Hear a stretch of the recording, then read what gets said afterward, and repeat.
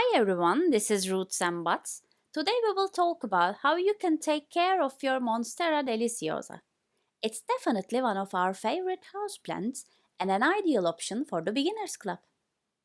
Monstera is a genus of tropical evergreen vines and shrubs native to Central America.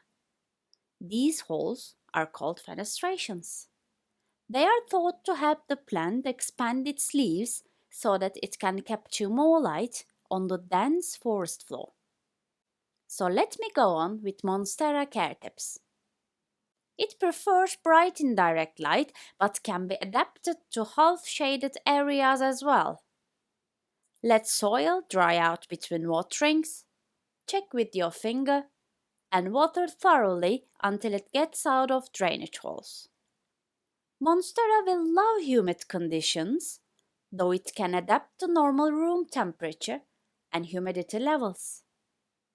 During active period, add liquid fertilizer when watering in every 4 to 6 weeks. Monstera prefers well-draining potting mix.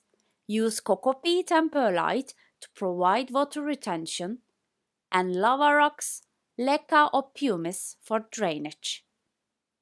It can be easily propagated in water by a stem cutting containing an aerial root. Transplant your cutting into a pot when the roots are well developed.